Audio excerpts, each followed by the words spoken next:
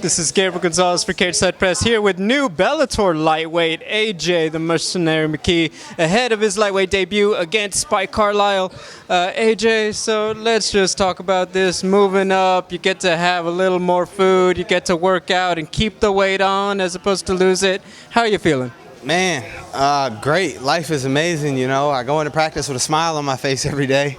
Faster, stronger, bigger, better. That was the whole mindset, revamping after the L and just coming back, you know, new and improved.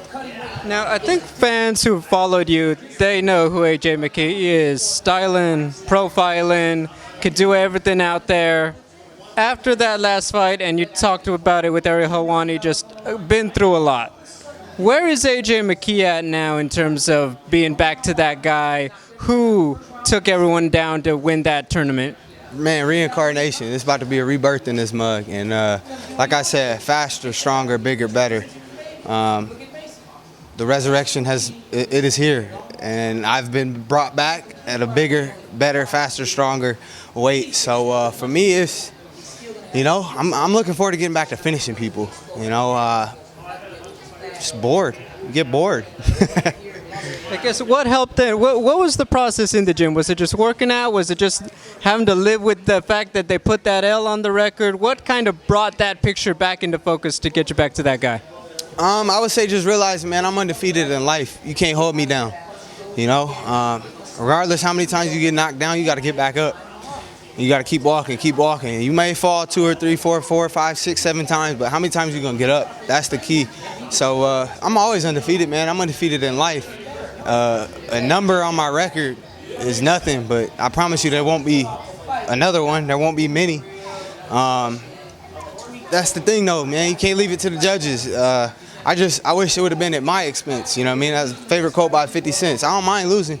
I just wish it would have been at my expense. And it was at my expense within those first five rounds. But after that, it went to the judges, and I don't know what fight they was watching, but.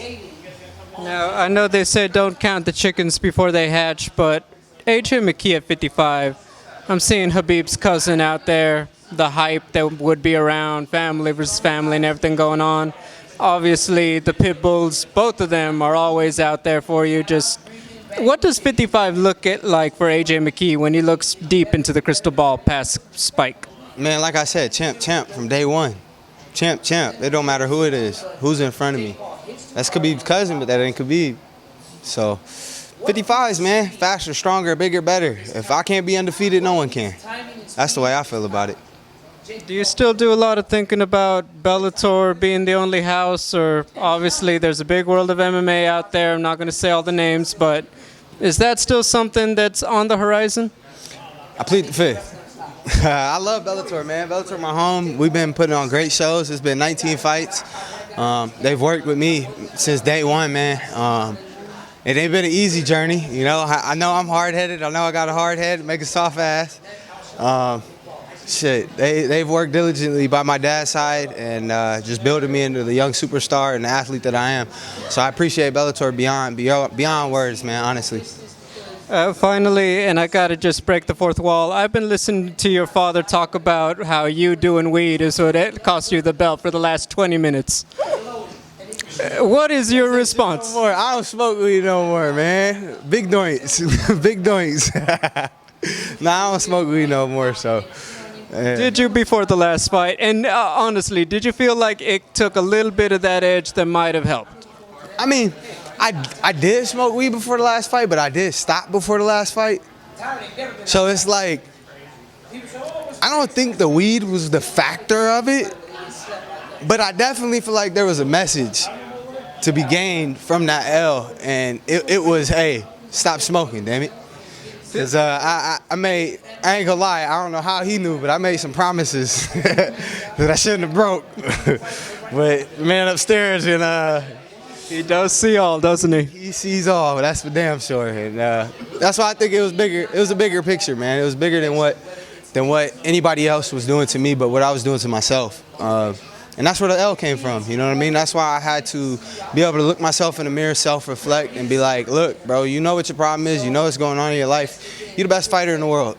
So you got to carry yourself like that. You got to train like that. And I will say when I'm smoking, something's off a little bit. Just that reaction time, something just, it ain't there. Like, you know what I mean? We hit mitts. Seeing the combos is crisp today. Everyone, boom, boom, boom, boom. Well, when I'm burning, that third, fourth strike might be off a little bit. You know what I mean? A little gas, you get a little tired, you forget the combination. But yeah, man, it's just being able to self-reflect, assess your own problems, look yourself in the mirror, and make those changes, man. If you can't make those changes, then what are you doing? We're about a little under a month out from the fight now. When was the last time you lit up? 2.5? What's today's date? Weeks or hours? No, Months, man. I'm kidding. I kept blowing for a little bit after the fight. Like I said, I went into a very deep depression. But that was what made me realize I had a problem, man. I'm looking to the weed to help cope the problem and fix how I'm feeling. Like, that ain't the move, you know what I mean? You got to be able to look yourself in the mirror and be like, I got a problem, this is what's going on. All right, I'm depressed, but why am I looking for weed to help me come out of this depression? You know what I mean? Yes, antidepressant, but what happens when that antidepressant don't work no more? Then you're going to keep smoking, and that's when you just start going downhill, man. So, like I said, being able to self-reflect, look yourself in the mirror, and maybe some people aren't capable of doing that. So, you know what I mean? You got family, you got friends, you got people you could talk to, you know? Depression is a real thing, man. It is very real.